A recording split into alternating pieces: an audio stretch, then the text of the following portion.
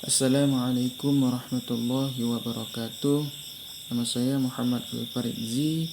Saya akan mempresentasikan hasil kerja kelompok kami yang berjudul tentang pidana penjara. Saya akan menjelaskan beberapa pembahasan, yaitu tentang pengertian, sejarah, dan perkembangan pidana penjara, dan klasifikasi pidana penjara. Pengertian pidana penjara. Pidana penjara merupakan salah satu jenis pidana yang terdapat dalam sistem hukum pidana di Indonesia, sebagaimana yang tercantum dalam pasal 10 KUHP yang menyebutkan bahwa pidana terdiri atas pidana pokok yang meliputi pidana mati, pidana penjara, kurungan, dan denda, dan pidana tambahan yang meliputi pencabutan hak-hak tertentu, perampasan barang-barang tertentu, dan pengumuman putusan hakim. Pada pelaksanaannya, pidana penjara menurut pasal 12 ayat 1 dan 2 KUHP terdiri dari pidana penjara seumur hidup dan pidana penjara selama waktu tertentu. Pidana penjara merupakan salah satu jenis pidana yang paling sering digunakan sebagai sarana untuk menanggulangi masalah kejahatan. Penggunaan pidana penjara sebagai sarana untuk menghukum para pelaku tindak pidana baru dimulai pada abad ke-18 yang bersumber dari paham individualisme dan peri kemanusiaan.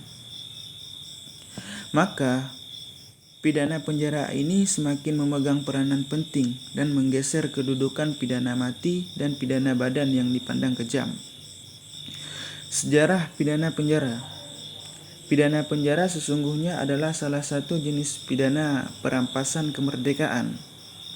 Di dalam Kitab Undang-Undang Hukum Pidana dari banyak negara, jenis pidana ini tergolong ke dalam pidana pokok, termasuk juga di Indonesia. Namun di masa penjajahan Belanda, pada saat itu Belanda mulai menguasai beberapa bagian dari Indonesia. Maka sejak itulah dirasa perlu diadakan untuk orang-orang pribumi, yaitu hukum yang berlaku atau yang dianggap berlaku bagi orang pribumi, dengan batasan antara lain mengenai jenis pidana dan asas keseimbangan di dalam menjatuhkan pidana. Pidana potong dihapuskan, sedangkan yang masih dipertahankan adalah pembakaran, penusukan dengan keris, penderaan, mencap dengan besi panas, dan hukuman kerja paksa. Pada zaman Hindia Belanda, berdasarkan penelitian Noto Susanto yang dilakukan beliau ketika menjabat sebagai kepala jawatan kepenjaraan, rumah tahanan pada zaman Belanda ada 3 macam. Yang pertama yaitu bui, tempatnya dibatasi pemerintah kota. Yang kedua, keting kuatir, merupakan tempat buat orang-orang perantauan. Dan yang terakhir ada Vrouwen Thuis, adalah tempat menampung orang-orang perempuan bangsa Belanda yang melakukan kesusilaan ataupun yang melanggar kesusilaan. Perubahan besar dalam sistem penjara dan perbaikan keadaan penjara baru dimulai pada tahun 1905 berupa penjara yang lebih luas dan sehat mulai didirikan. Pegawai-pegawai yang dianggap cakap dalam urusan kepenjaraan pun mulai direkrut. Di penjara Glodok diadakan percobaan dengan cara memberikan pekerjaan dalam lingkungan pagar tembok penjara, yaitu berupa kerja paksa. Sehubungan dengan percobaan ini, maka Stalblatt mendapat sedikit perubahan. Dalam jangka waktu 1905 sampai 1918 didirikan penjara-penjara untuk dijadikan contoh.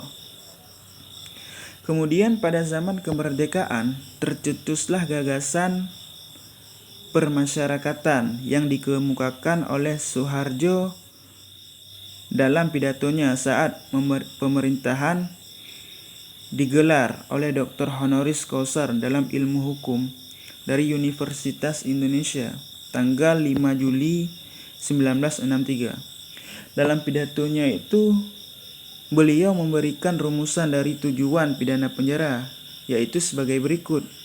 Di samping pidana penjara ini, di samping menimbulkan rasa derita pada terpidana karena hilangnya kemerdekaan bergerak, membimbing terpidana agar bertobat, mendidik supaya ia menjadi seorang anggota masyarakat Indonesia yang berguna.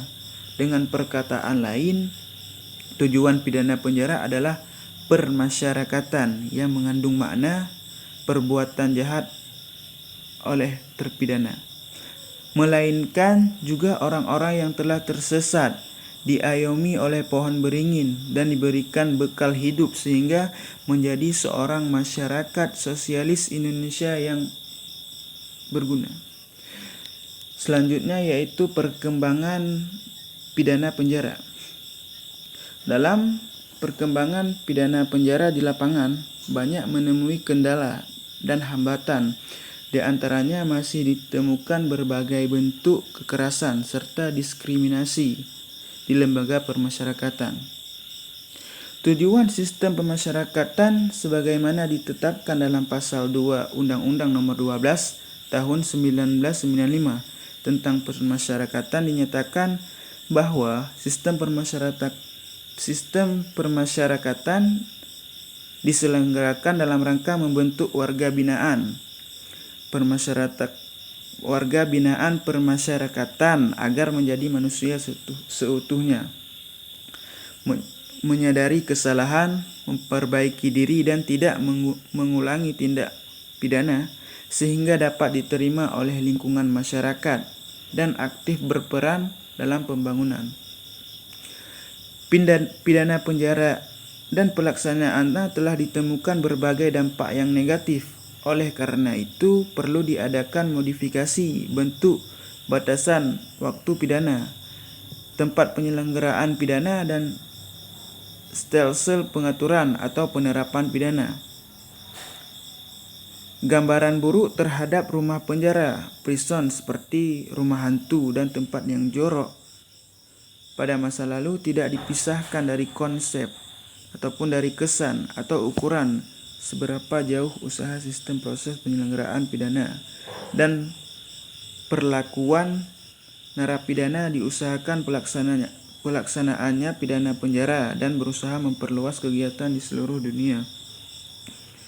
Pada dasarnya, beberapa tahap atau bahkan seluruh tahap peradilan pidana itu didasari atau tidak didasari merupakan suatu degradasi dari manusia, di mana individualisme seseorang secara berangsur-angsur dirampas. Sebagian akibat panjang campur tangan manusia fungsionalis hukum pidana, manusia pelanggar hukum pidana yang berurusan dengan banyak orang yang memainkan peranan dalam peradilan pidana dari awal sampai akhir, dan pada gilirannya nanti petugas pelaksana pidana penjara berhadapan dengan manusia terpidana yang telah mengidap ekses degradasi tersebut. Selanjutnya yaitu klasifikasi pidana penjara. Yang pertama, pengaturan pidana penjara. Dalam KUHP, pidana penjara adalah sumber hidup atau selama waktu tertentu sesuai dengan pasal 12 ayat 1 KUHP, dan pidana penjara selama waktu tertentu paling pendek adalah 1 hari dan paling lama adalah 15 tahun berturut-turut berdasarkan pasal 12 ayat 2 KUHP. Adapun pasal 12 ayat 3 KUHP. Yang kedua, peraturan perundang-undangan khusus di luar KUHP. Perumusan pidana penjara dalam peraturan perundang-undangan di luar KUHP mengenal ketentuan minimum khusus yang tidak terdapat dalam KUHP. Sebagai contoh terdapat antara lain dalam Undang-Undang Nomor 31 Tahun 1999, Undang-Undang Nomor 20 Tahun 2003 tentang pemberantasan tindak pidana korupsi. Contoh yang kedua terdapat dalam Undang-Undang Nomor 15 Tahun 2003, Undang-Undang 25 Tahun 2003 tentang pidana pencurian uang, mengatur dan mengenal ketentuan minimum khususnya dalam penjatuhan pidana paling singkat 5 tahun, seperti yang diatur dalam pasal 3 huruf G. Efektivitas pidana penjara. Menurut Barda Namawi Arif, efektivitas pidana penjara dapat ditinjau dari dua aspek pokok tujuan pemidanaan, yaitu aspek perlindungan masyarakat dan aspek perbaikan si pelaku. Yang dimaksud dengan aspek perlindungan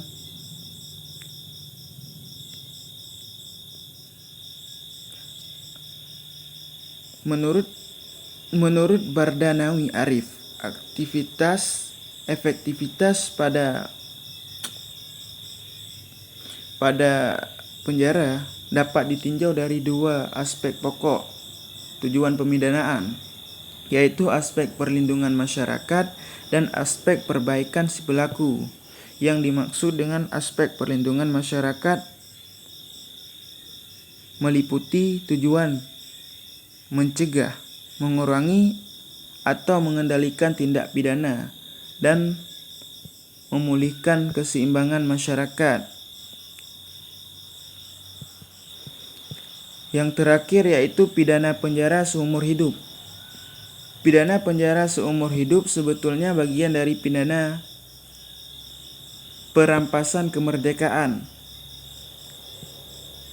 Kaitan dengan dampak buruk dari pidana perampasan kemerdekaan, Barda Namawi menyatakan bahwa pidana penjara tidak hanya mengakibatkan perampasan kemerdekaan, tetapi juga menimbulkan akibat negatif terhadap hal-hal, antara lain terampasnya juga kehidupan seksual yang normal dari seseorang, sehingga sering terjadi homoseksual dan masturbasi di kolom penjara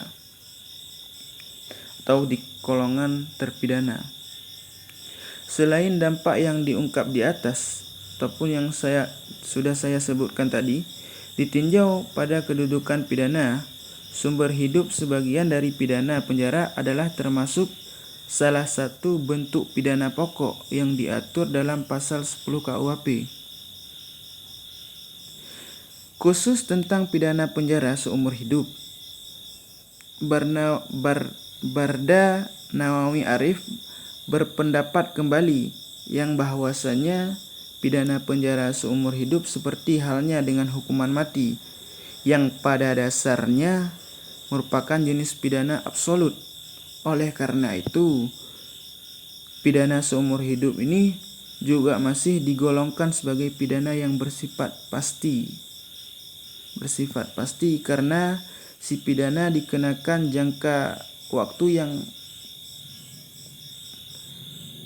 dalam jangka waktu yang panjang atau seumur hidup, walaupun orang tidak tahu pasti berapa lama masih hidupnya di dunia. Hanya inilah yang dapat saya sampaikan, lebih dan kurang saya mohon maaf. Wabillahi taufik wal hidayah. Wassalamualaikum warahmatullahi wabarakatuh.